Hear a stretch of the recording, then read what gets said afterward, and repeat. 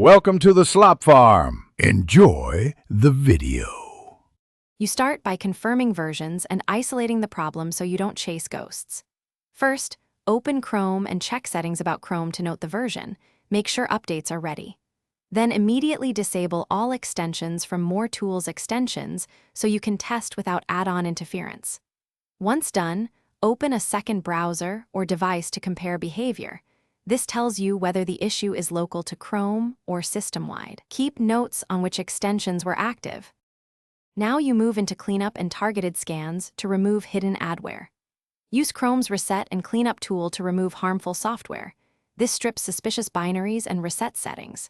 Next, run a full anti-malware scan with Malwarebytes or your preferred AV to catch persistent PUPs and browser hijackers.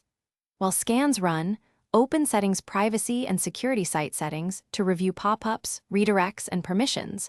Revoke anything unexpected. Make sure to reboot after scans to finalize removals. Finish by hardening Chrome and validating the fix so ads don't return. Re-enable extensions one at a time and test after each to identify the culprit. Remove any that trigger auto-open ads. Then enable Enhanced Safe Browsing, block pop-ups, and install a reputable ad blocker to reduce future risk.